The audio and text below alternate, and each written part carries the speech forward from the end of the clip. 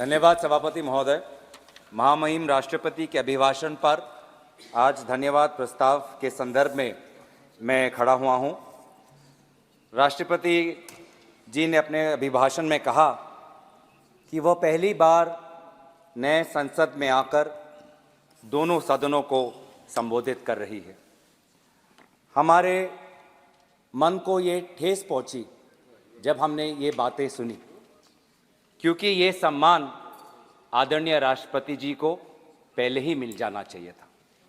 लेकिन वर्तमान की केंद्र सरकार ने जब नए संसद का उद्घाटन किया तो महामहिम राष्ट्रपति जी को आमंत्रित करना वाजिब नहीं समझा, और इसीलिए हमें मन को ठेस पहुंची कि ये सदन की शुरुआत पहले ही हो चुकी, लेकिन पहली बार हमने संसद के अंदर आदरणीय राष्ट्रपति जी को देखा।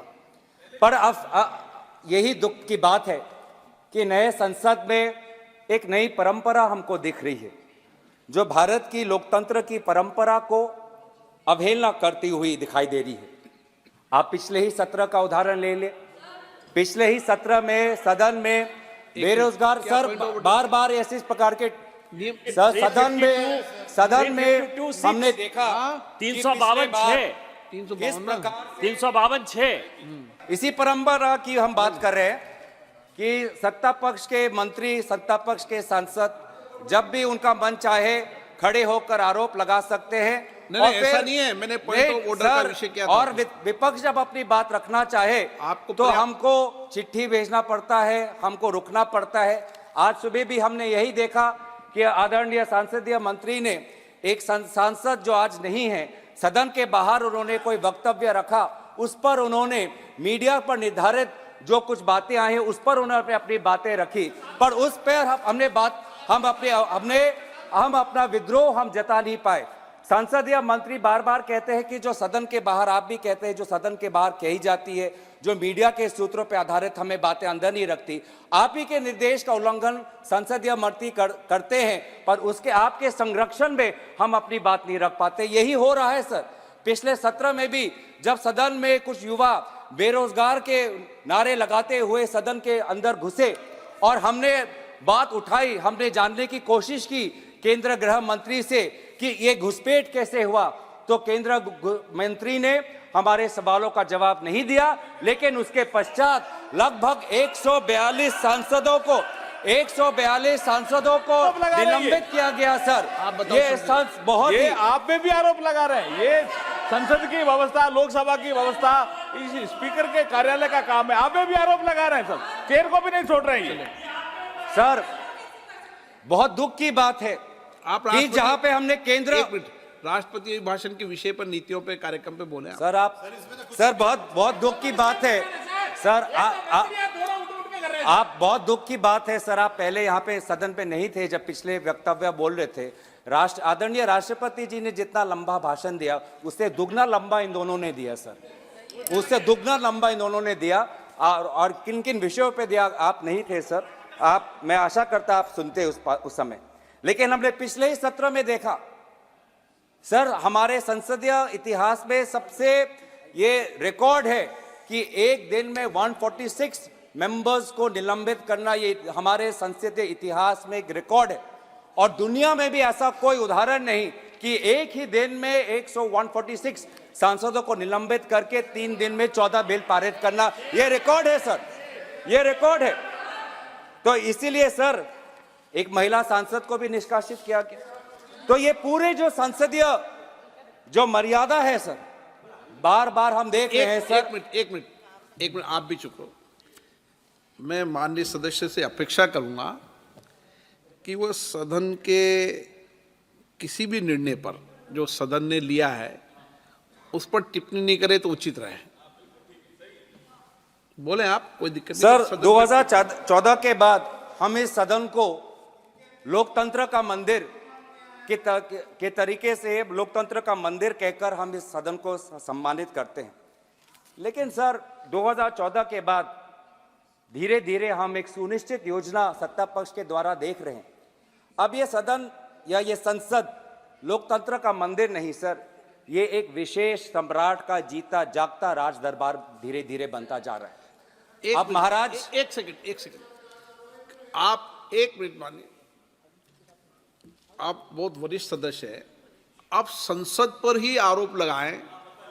इस संस्था में आप बैठे हैं, जिस संस्था का पवित्र सदन है, आप ही सोचे क्या बोल रहे हैं आप। नो एलिगेशन ना, आपने संसद पर सवाल उठाया, पार्लियामेंट की सिस्टम पर सवाल उठाया। नो सर मैं अपनी बात रखूं। हाँ। मैं सदन की मर्यादा और भारत की संसदीय की इतिहास की मर्यादा की संरक्षण में बोल रहा हूं। बात कर रहा हूं सत्ता पक्ष की सुनिश्चित योजना, क्योंकि जब भी यहाँ पे महाराज जब आते हैं तो सारे सांसद खड़े होकर ताली बजाते हैं, उनका जयकार होता है। जो जिस जिम्मेवारी से हम आते हैं, जिस जिम्मेवारी से हम आते हैं सर, वो जिम्मेवारी को हम भूल जाते हैं। और महाराज भी आते हैं, कुछ क्षण बैठते हैं और फिर वो चले जाते हैं, विदाई देते हैं और एक भी सवाल का उत्तर नहीं देते। सर इससे पहले भी सदन में और इस संसद में बहुत से प्रधानमंत्री राष्ट्रपति के अभिभाषण में बोले ना, माननीय आदरणीय अध्यक्ष महोदय, इस संसद की बात कर रहे हैं। संसद में बोले, संसद के इतिहास की बात कर रहे हैं सर। इस संसद के इतिहास में बहुत से प्रधानमंत्री आए हैं, सभी प्रधानमंत्री ने अपने अपने कर्तव्यों का पालन करते हुए प्रश्नों का उत्तर दिया, लेकिन हमने शायद पहली बार हमने एक महाराज को देखा जिसने 5 साल में किसी भी विभाग का प्रश्न का उत्तर नहीं दिया। गलत सर, ये ख्वाहिश हो सकती है सर, ये उनकी व्यक्तिगत ख्वाहिश हो सकती है कि भारत की लोकतंत्र को राजतंत्र में परिवर्तित कर दे, ये उनकी व्यक्तिगत ख्वाहिश हो सकती है, लेकिन उनकी व्यक्तिगत ख्वाहिश में विपक्ष अटकलें डालेगा। आज हम सदन में हम देखें सर, रिकॉर्ड पे देखें, आज इसी सदन में हमने देखा कि पिछले सत्र में जब विपक्षी सांसदों को निलंबित किया गया था तो 14 बिल 3 दिन में पारित हुए। अभी तो शुरुआत हुई है, धैर्य रखिए।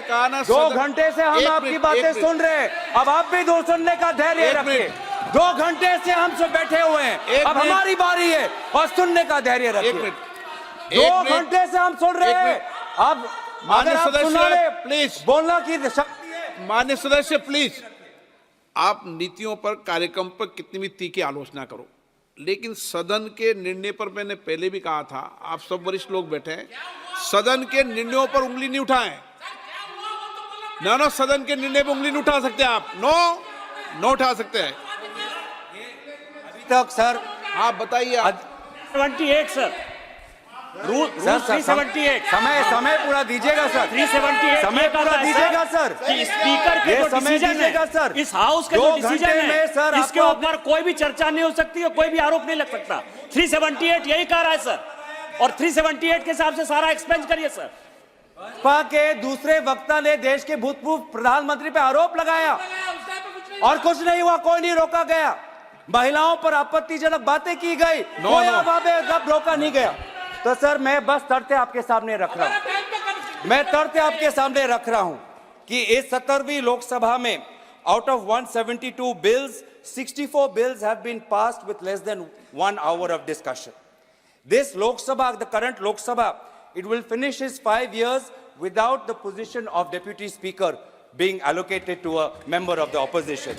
This 17th Lok Sabha, in the history of Lok Sabhas of India who have completed 5 years, will show the least number of sittings when it ends on Feb 9th. महामहिम राष्ट्रपति जी के अभिभाषण बोल रहे हैं, संसद में बोल रहे हैं।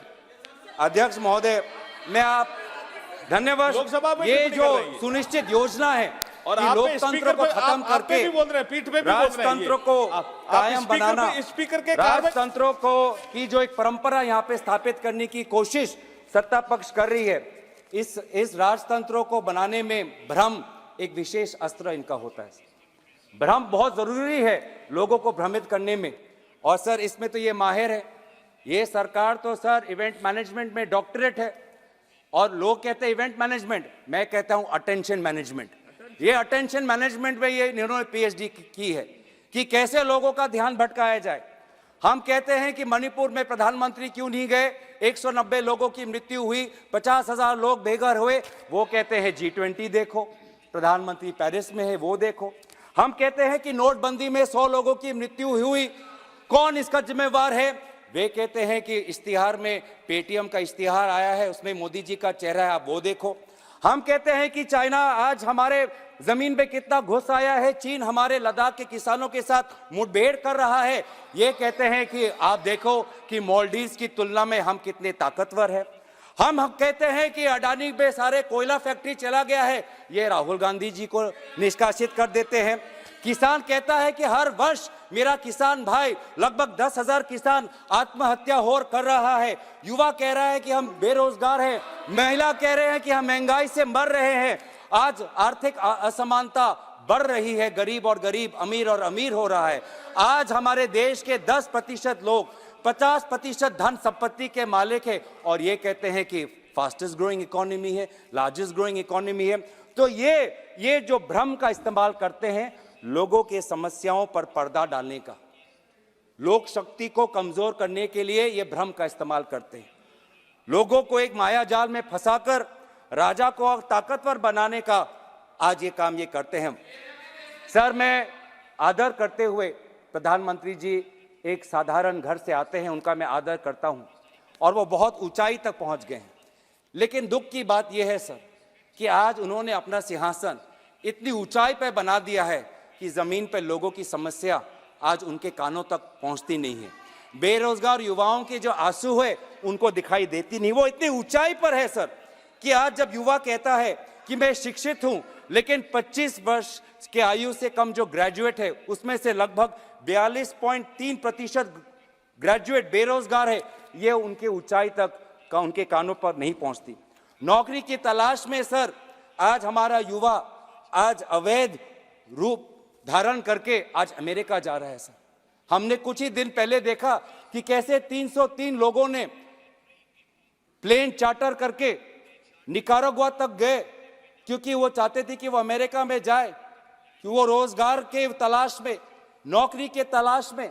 आज ये है, हमने ये कुछ दिन पहले डुंकी एक पिक्चर आई, डुंकी सिर्फ पिक्चर नहीं है सर, डुंकी आज सच्चाई है।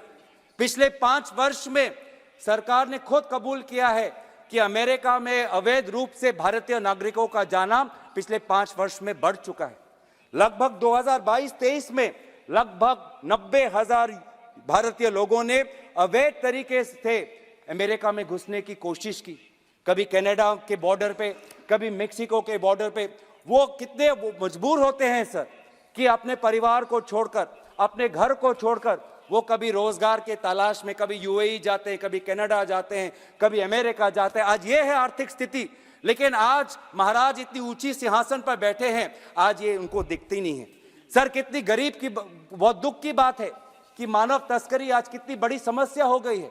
आदिवासी गांवों में, उत्तर पूर्वांचल के गांवों में आज गरीब परिवारों का फायदा उठाकर मानव तस्करी करने वाले लोग जाते हैं और कहते हैं कि आप बेटी हमारे बेटी का हमें दायित्व दो, अपने घर के महिलाओं का दायित्व हमें दो। और मानव तस्करी के ये लोग आज उन बेटी पे शोषण करते हैं, आज उन महिलाओं पे शोषण करते हैं। Human trafficking has become a major problem. और ये ह्यूमन ट्रैफिकिंग क्यों है? क्योंकि लोग आज गरीब हैं, लोग आज बेसहाय हैं और ये है वास्तविक स्थिति। आज सर हमारे सेना का जवान पूछ रहा है कि 4 साल बाद मेरा क्या होगा? अग्निवीर की योजना किसने बनाई? मैं कहां जाऊंगा? अग्निवीर की योजना तो सेना के अंदर से ये नीति नहीं आई। कौन है वो बाहर का विशेषज्ञ जिसने अग्निवीर की योजना बनाई? मेडिकल का छात्र आज ये बार बार ये कहते हैं कि हमने बाहर से हमने छात्राओं को हमने बचाया, लेकिन बाहर जाने की अवसर क्यों पड़ी? मेडिकल कॉलेज की ये बात करते हैं, लेकिन क्या आपको पता है सर कि आज अगर देश के अंदर एक मेडिकल के छात्रों को अगर पढ़ना है तो करोड़ों रुपए उसको फीस देना पड़ता है। करोड़ रुपए नहीं है उसके पास, इसलिए वो आज फिलीपींस जाता है, कजाकिस्तान जाता है, यूक्रेन जाता है, रशिया जाता है, चीन जाता है, क्योंकि वहां पर वही जो करोड़ों रुपए यहाँ पे जो देने पड़ते हैं मेडिकल कॉलेज में, वो वहां पे लाखों रुपए देकर वो अपना MBBS डिग्री लेके आता है। यह है वास्तविक स्थिति। महिलाएं आज पूछती है कि जब भी भारत की बेटी अन्याय के खिलाफ लड़ती है तो वो क्यों अकेली लड़ती है?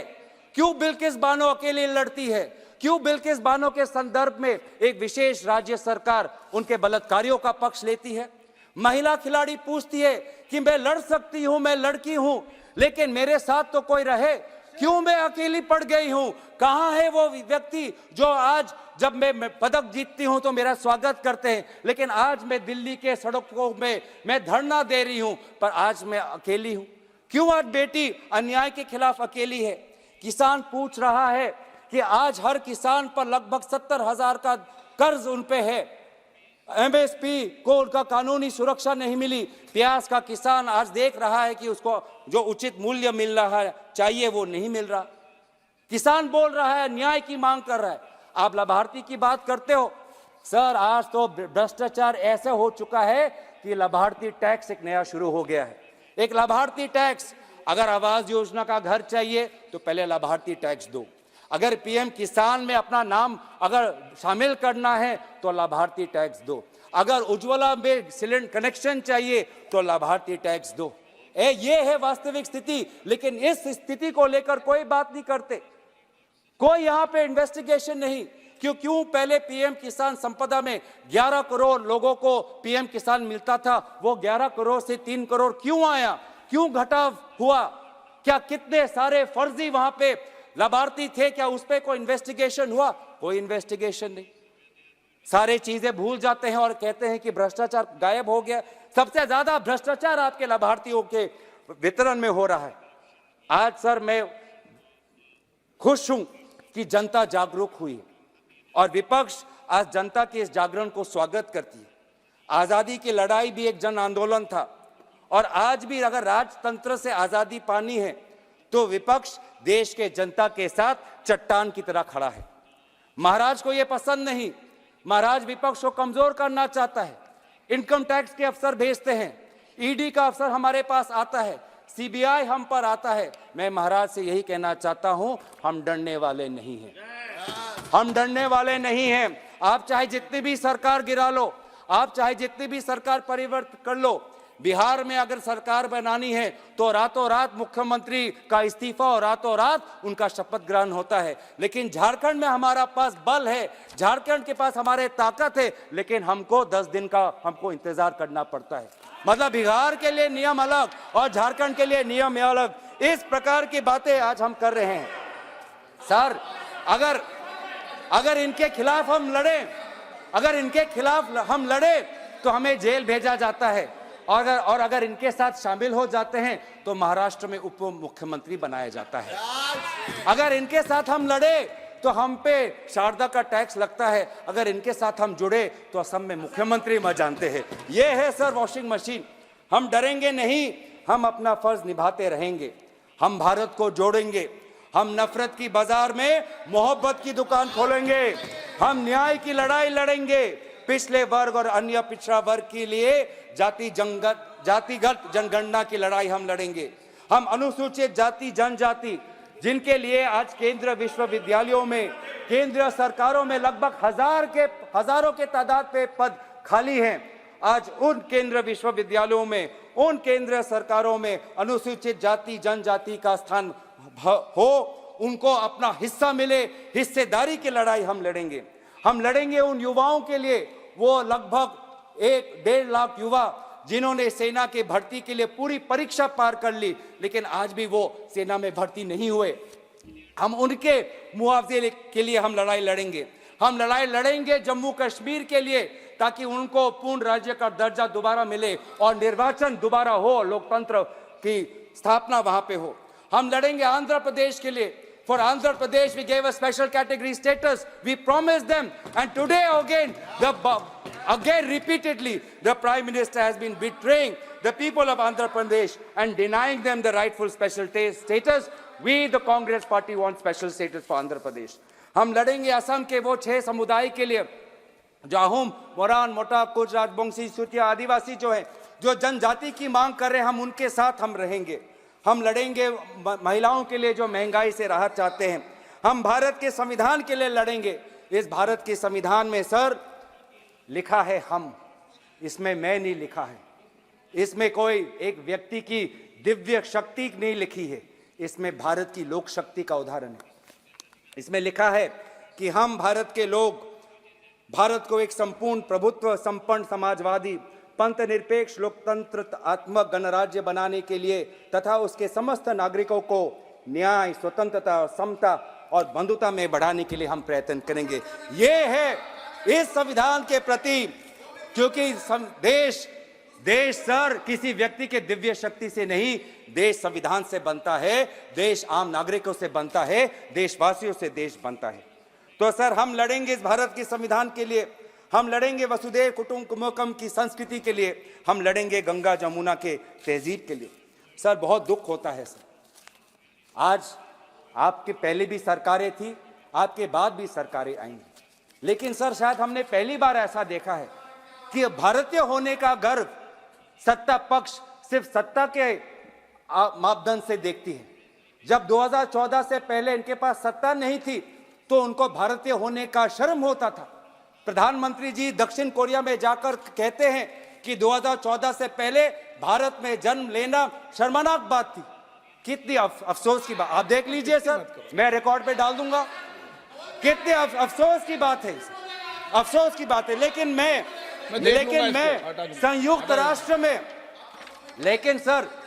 राष्ट्र में देश के विदेश मंत्री ने क्या कहा, मैं वो पढ़ना चाहूंगा। उन्होंने कहा, इस सदन में प्रधानमंत्री सदन के नेता होते हैं, हम कोई भी टिप्पणी कोई भी बात कहें तो बिना प्रमाणित तथ्यों के सदन की गरिमा आप उनको बनाना चाहिए। सर आपका सम्मान करते हुए, और आप मुझे भी जानते हैं कि मैं कोई भी बातें बिना तथ्य के बिना सबूत के नहीं रखता, ये आपके प्रति मेरा आदर है। सर मैं आपके ही आदर करते हुए ये लोग जो 2014 से पहले भारतीय होने का गर्व नहीं महसूस करते, मैं आपके ही विदेश मंत्री की बातें जो उन्होंने संयुक्त राष्ट्र में कहा था वहां पे मैं कहना चाहूंगा। पाकिस्तान को संबोधित करते हुए कहा कि 70 वर्ष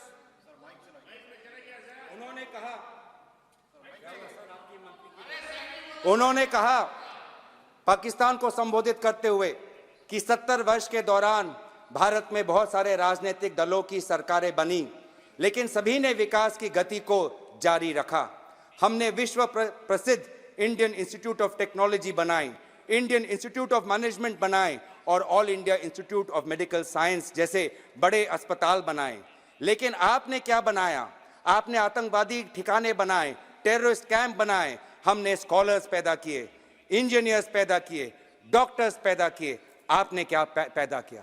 ये जो 70 वर्ष का जो विवरण किया है, ये आदरणीय सुषमा स्वराज जी ने विदेश मंत्री के पद पर रहते हुए भारत की गरिमा को उन्होंने सुरक्षित रखा। और कितनी अफसोस की बात है कि आप 2014 से पहले भारत के प्रति आप कोई गर्व नहीं महसूस करते।